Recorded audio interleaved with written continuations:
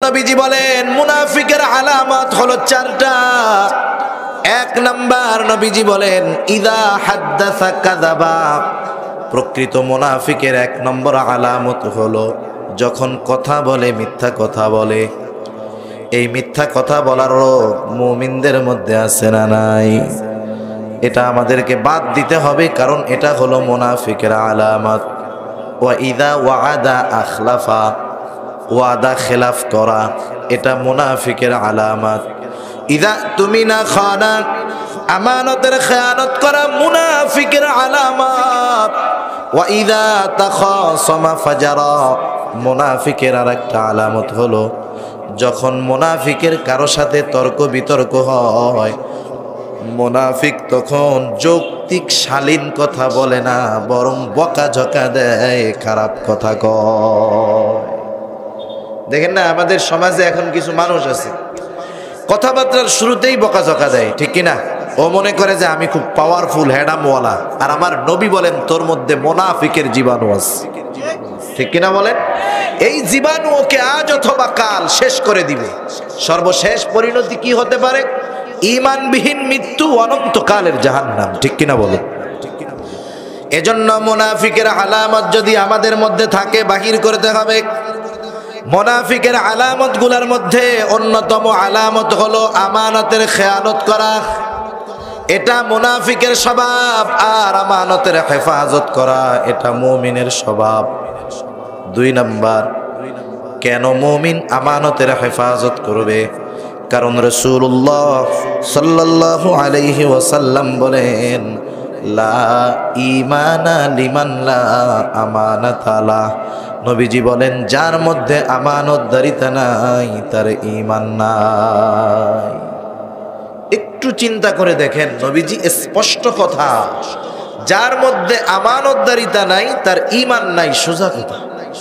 তাহলে আমাদের মধ্যে যদি আমানতদারিতা না থাকে, সারা জিন্দেগির আমল কি লাভ হলো? একটা মানুষের আমলের অভাব নাই কিন্তু তার ঈমান নাই, বলেন তো এই আমলের কোনো দাম আছে? সেজন্য আমাদের ঈমানকে পরিপূর্ণ করতে হবে। ঈমান পরিপূর্ণ করার জন্য যেই বিষয়গুলো দরকার, এর মধ্যে অন্যতম একটি হলো আমানতের হেফাজত। এইবার আসেন, আমার আপনার নবী কেমন আমানতদার নবী ছিলেন? রাসূল আকরাম সাল্লাল্লাহু আলাইহি ওয়াসাল্লামের জীবনকে যদি আমরা দুইটা ভাগে ভাগ করি, একটা হলো নবুয়তের পূর্ববর্তী জীবন, আর একটা হলো নবুয়ত পরবর্তী জীবন। এমনটা নয় যে আমার আপনার নবী নবুয়তি পাওয়ার পর আখলাকের লাইনে সর্বোচ্চ অবস্থান করেছেন, এমনটা নয়। নবীর চরিত্র নবুয়তির পরে ভালো হয়েছে, এমনটা নয়। বরং আমার আপনার নবী নবুয়তির আগে তার যেমন চরিত্র ছিল, ওই সময় তামাম দুনিয়ার মধ্যে আমার মতো নবীর চরিত্র তখনও কারো ছিল না। এজন্য নবুয়ত প্রাপ্তির বহু বছর আগে কাফেররাই আমার আপনার নবীর উপাধি দিয়েছিলেন আল আমিন, সত্যবাদী, বিশ্বস্ত, আমানতদার। সুবহানাল্লাহ। এই উপাধি আমার আপনার নবীর আগেই ছিল। এরপরে যখন উনি নবুয়ত পেলেন, কাফেরদেরকে যখন আল্লাহর দিকে আহ্বান করলেন, মূর্তি পূজা ত্যাগ করে এক আল্লাহর গোলামির দিকে আহ্বান করলেন, যেই মানুষগুলা নবুয়তি আর নবীকে মহব্বত করত, ভালোবাসতো, এখন সেই মানুষগুলাই আমার আপনার নবীর বিরোধিতা শুরু করলো। অথচ বিরোধিতা করত নবীর, কিন্তু ঐতিহাসিকেরা লিখেন, যারা ইতিহাস লেখে তারা লেখে কাফেররা যদিও মুহাম্মাদের বিরোধিতা করত, কিন্তু দিন শেষে তাদের দামি দামি সম্পদগুলা হেফাজতের জন্য মুহাম্মাদের কাছেই নিয়ে যেত। শত্রুর প্রতি কতটা আস্থা ছিল আমার আপনার নবী! কাফেররা নবীকে শত্রু মনে করে, কিন্তু এরপরে ওরা চিন্তা করতো আমরা মুহাম্মাদকে যতই কষ্ট দেই না কেন, মুহাম্মদ সাল্লাল্লাহু আলাইহি ওয়াসাল্লাম এমন আখলাকওয়ালা, আমাদের শত্রু হলেও আমরা তাকে কষ্ট দিলেও সে আমাদের আমানতের খেয়ানত করবে না। সুবহানাল্লাহ। এমন আমানতদার নবী আমার আপনার নবী। অনেক ঘটনা বলা যাবে আমানতের, একটা বলি। রাসূলুল্লাহ সাল্লাল্লাহু আলাইহি ওয়াসাল্লামের চাচা আবু তালেব যখন দুনিয়া থেকে চলে গেল, ওই বছর খাদিজাতুল কুবরা রাদিয়াল্লাহু তাআলা আনহাও দুনিয়া থেকে চলে গেলেন।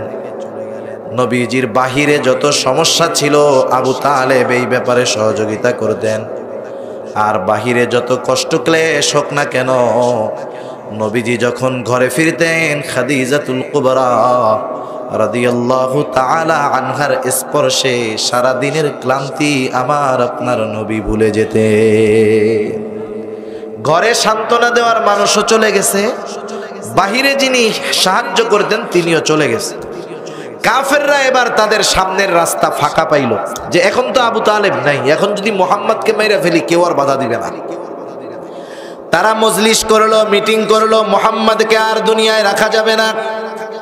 আবু তালেব আমাদের পথের কাঁটা ছিল, দুনিয়া থেকে চলে গেছে, এখন আর অসুবিধা নাই, কিভাবে মারা যায় মুহাম্মদকে।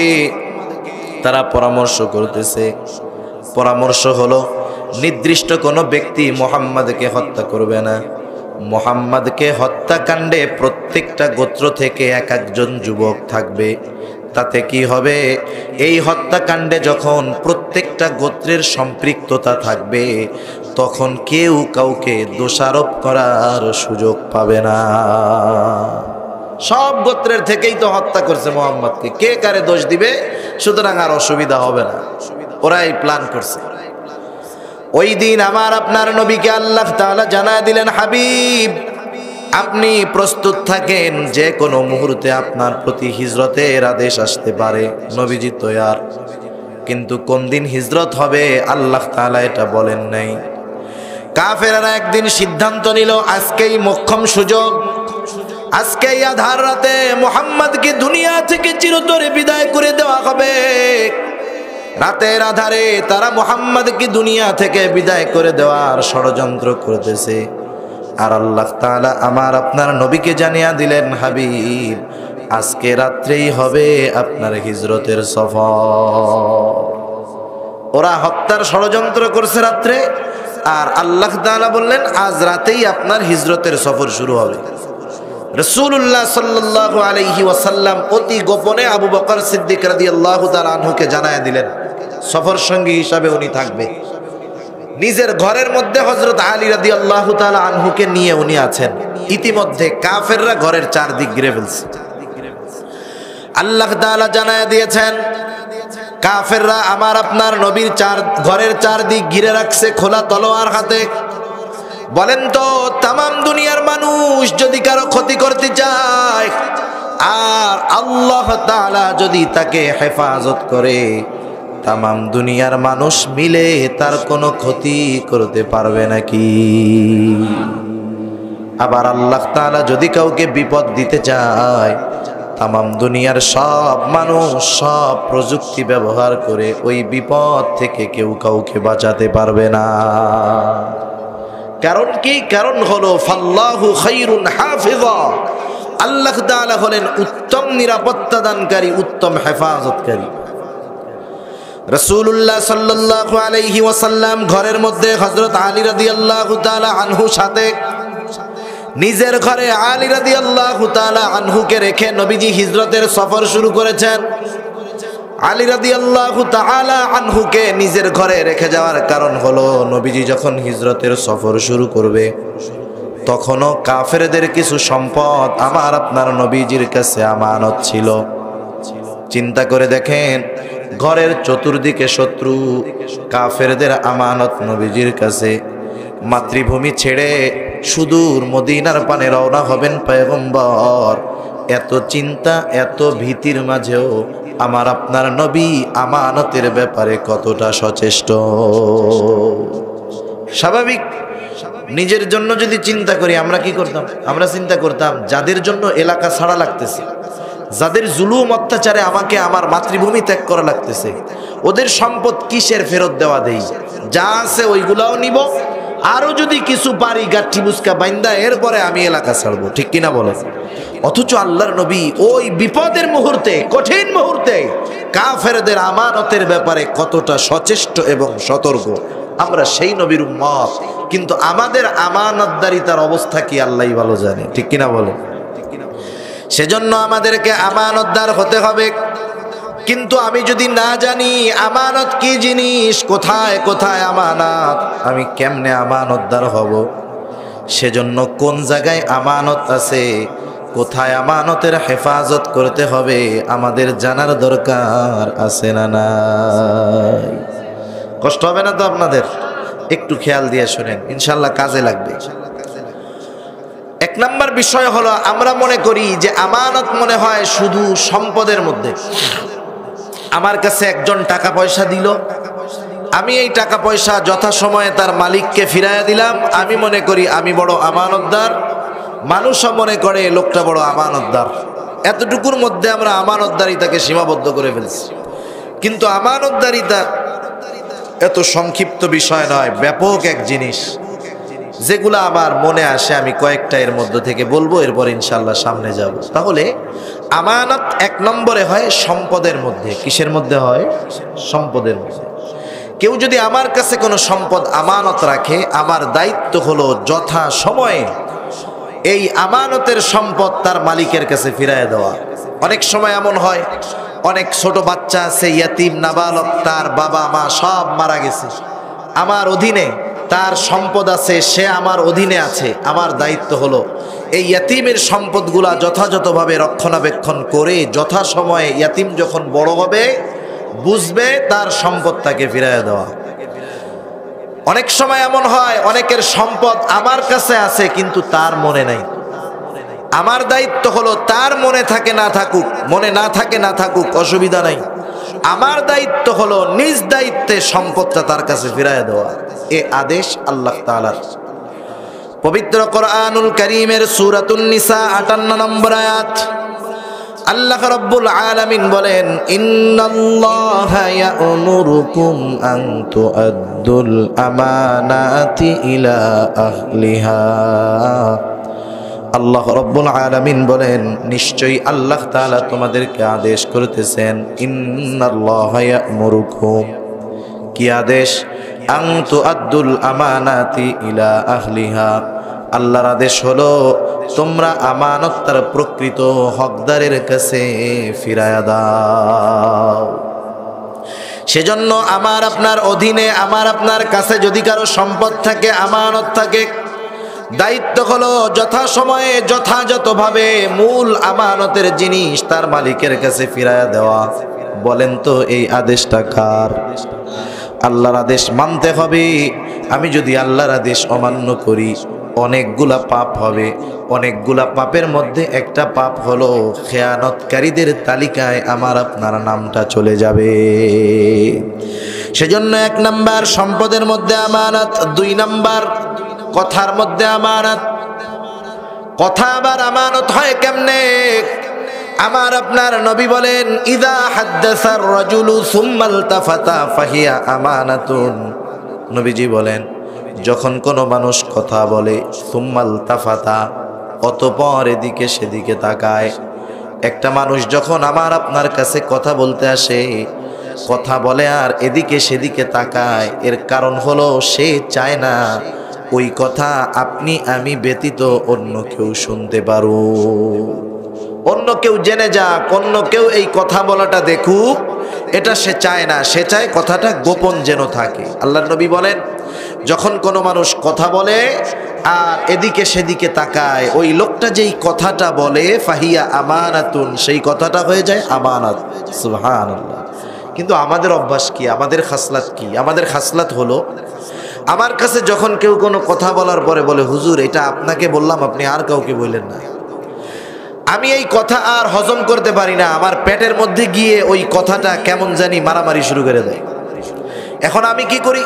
ওই লোকটা আমার দৃষ্টির বাহিরে যাওয়ার আগেই কাছের একজনকে ডাক দিয়ে বলি, এই বেটা শোন, অমুকে আমার এই কথাটা বলছে, আমি শুধু তোকে বললাম, তুই কিন্তু কাউরে বলবি না, ঠিক আছে? ও বলে, জি হুজুর ঠিক আছে।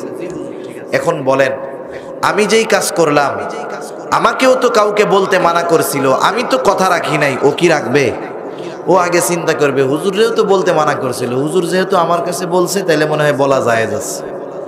আর একজনকে ডাক দিয়ে বলবো, এই বেটা হুজুরে কি মিথ্যা কথা বলতে পারে? বলে না না না, হুজুর কি মিথ্যা কথা বলতে পারে নাকি? বলে হুজুর আমাকে এই কথাটা বলছে, কাউকে বলতে মানা করছে, আমি শুধু তোকে বললাম, তুই কিন্তু কাউরে কইস না। মাশাআল্লাহ, এরকম যদি কোনো কথা সকালবেলায় একজনের মুখ ফুসকে বের হয়, দুপুর হইতে হইতে আশেপাশের সব মানুষ জেনে যায়, ঠিক কিনা বলে? ক্ষতিটা কি একটু খেয়াল করে। প্রথম আমাকে বলেছিল, প্রথম বলেছিল কাকে? আমাকে। আমি কিন্তু বলেছি মাত্র একজনের কাছে, আমি একজনের কাছে বলেছি ঠিক, কিন্তু কথাটা পর্যায়ক্রমে 50 জনের কাছে পৌঁছায় গেছে। তার মানে এখানে খেয়ানত হয়ে গেছে 50টার বেশি। যতজন মানুষের কাছে পৌঁছালো, যতজন খেয়ানত করলো, প্রত্যেকের সমপরিমাণ খেয়ানতের গুনাহ আমার আমল নামায় যোগ হয়ে যায়। এটা ইসলামের সিস্টেম। আপনি প্রথম একটা ভালো কাজে দান করেছেন 10 টাকা, আপনার দেখার পরে মানুষ যদি লক্ষ লক্ষ টাকাও দান করে, প্রত্যেকে সবাই মিলে যেই পরিমাণ দান করবে, প্রথম দান করনেওয়ালার আমল নামায় সওয়াব যোগ হয়ে যায়। সুবহানাল্লাহ। যেমন দেখেন, রহমাতুল লিল আলামিন নবীজি বলেন, পৃথিবীর সর্বপ্রথম হত্যাকাণ্ড সংগঠিত হয়েছে আদম আলাইহিস সালামের সন্তানদের দ্বারা। কিয়ামত পর্যন্ত পৃথিবীতে যত হত্যাকাণ্ড সংগঠিত হবে, প্রত্যেকটা হত্যাকাণ্ডের গুনার একটা অংশ আদম আলাইহিস সালামের ওই হত্যাকারী সন্তানের আমল নামায় যোগ হয়ে যাবে।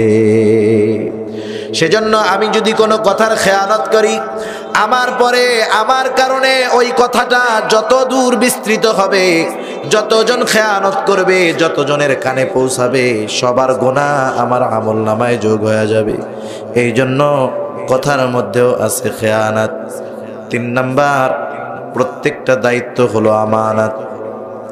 যে যেই দায়িত্ব পেয়েছে বা যে যেই দায়িত্ব নিয়েছে, প্রত্যেকটা দায়িত্ব আমানত।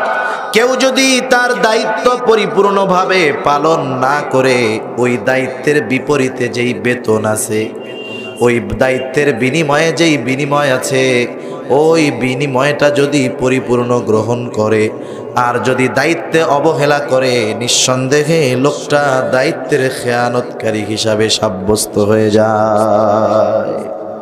সেজন্য আমরা আমাদের যেখানেই যেই দায়িত্ব আছে, এই দায়িত্বগুলো যথাযথভাবে পালন করব। অফিসিয়াল ব্যাপারেও বিষয়গুলো খেয়াল রাখব।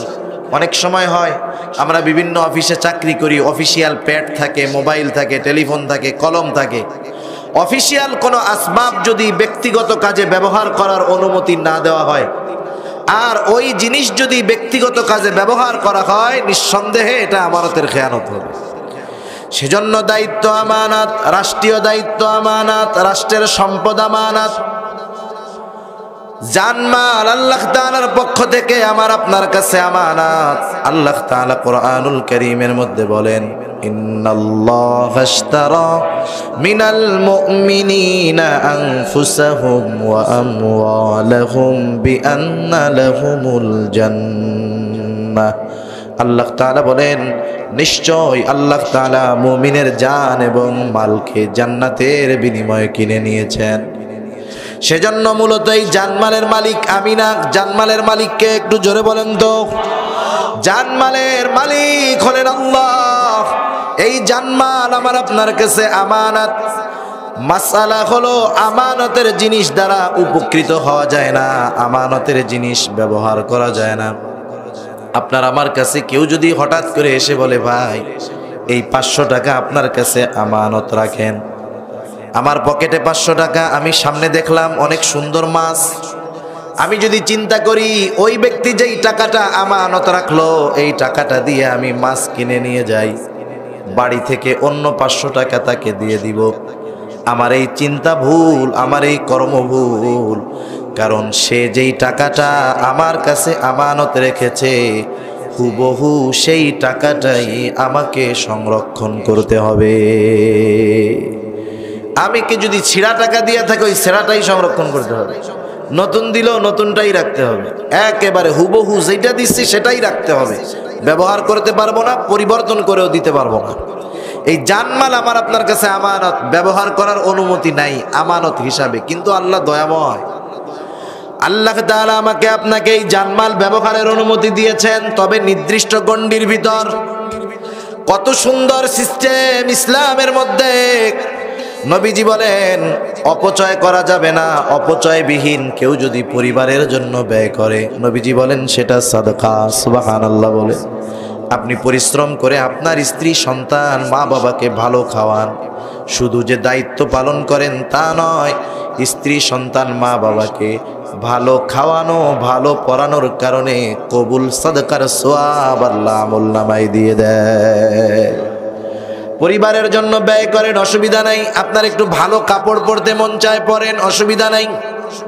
অনেক মানুষ বোঝে না, অনেকে একটু সুন্দরভাবে চলে, সে চায় জামাটা সুন্দর থাক, কাপড়টা সুন্দর থাক, মার থাকুক, ভাঁজ না পড়ে যায়। অনেকে মনে করে এটা মনে হয় অহংকারী। বিষয়টা এমন না। অহংকার তখন হয় যখন নিজে ভালোটা পরার পরে অপরে কম দামিটা পরছে ওইটাকে তুচ্ছ তাচ্ছিল্য করে, এই সময় হয় অহংকার। নাইলে কেউ যদি ভালো পরে ভালো খায়, যারা গরিব মানুষ আছে এদেরকে তুচ্ছ তাচ্ছিল্য করে না, তাহলে সেটা অহংকার হবে না। আপনার মন চায় আপনি একটু ভালো পরবেন, পরেন, ভালো খাবেন, খান, অসুবিধা নাই। পরিবার পরিজন আত্মীয় স্বজনকে দেন, অসুবিধা নাই। মসজিদ মাদ্রাসা দ্বীনি মাহফিলে দেন, দ্বীনি কাজে দেন, অসুবিধা নাই। শুধু তাই না, আপনার প্রতিবেশী বেধর্মী, অন্য ধর্মের মানুষ, অসুস্থতা, টাকা পয়সা নাই, চিকিৎসা করতে পারে না, টাকা পয়সা দিয়ে তারে চিকিৎসা করায় দেন, সমস্যা নাই। তার খাবার নাই, খাবার কিনে দেন, ঘর নাই, ঘর বানিয়ে দেন। মেয়ের বিবাহ হয় না, কিছু টাকা দেন বিবাহের জন্য, কোনো অসুবিধা নেই। কিন্তু সাবধান, আল্লাহর দেওয়া এই আমানত একটা টাকাও এমন জায়গায় ব্যয় করা যাবে না যেখানে ব্যয় করলে গুনাহ হয়, আল্লাহ বেজার হয়ে যায়। সম্পদ যেমন ব্যয় করা যাবে না, শ্রম তেমন ব্যয় করা যাবে না। মনে করেন এক জায়গায় গান হবে, গুনার কাজ হবে। একজন আসছে, তার কাছে টাকা পয়সা নাই, সে আইসা বলতেছে টাকা দিয়ে তো সাহায্য করতে পারলাম না, দে শাবল দে, দুইটা বাঁশ গাইডা তো গুলো শরিক থাকি, তোদের সাথে শরিক থাকি, দুইটা বাঁশ গাইডা।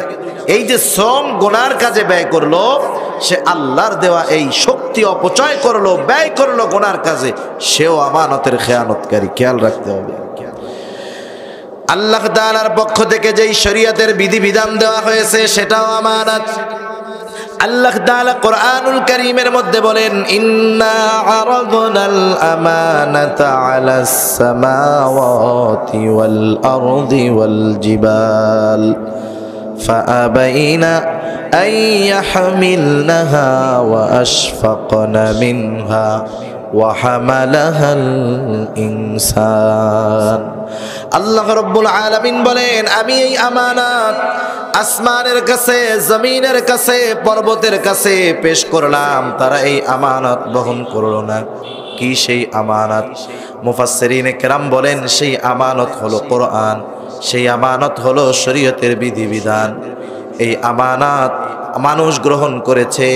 আল্লাহ তাআলা বলেন, ওয়া হামালাহাল ইনসান, মানুষ এই আমানত বহন করলো। তাহলে শরীয়তের যত আদেশ নিষেধ আছে, আল্লাহ তাআলার যত বিধিবিধান আছে, সব কিছু আমাদের জন্য আমানত। যেমন নামাজ পড়তে হবে। কেউ যদি নামাজ না পড়ে, নামাজ না পড়ার গুনাহ আছে না?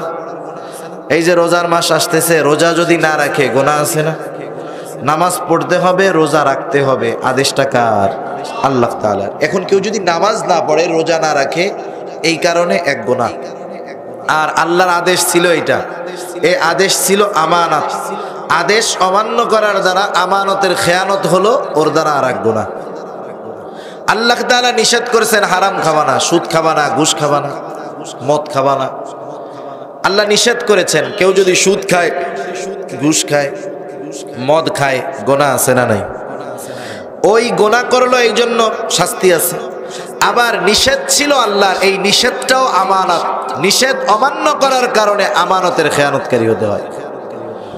এজন্য আমানত নিয়ে আর লম্বা আলোচনা করব না। এক নাম্বার নবীজি বলেন, হিফযু আমানাতিন, আমানতের হেফাজত করো। দুই নাম্বার নবীজি বলেন, সিদকু হাদিসিন, সত্য কথা বলো। সত্য কথা বলা কত বড় গুরুত্বপূর্ণ বিষয়। কারণ মিথ্যা বলা এটা প্রকৃত মুনাফিকের আলামত।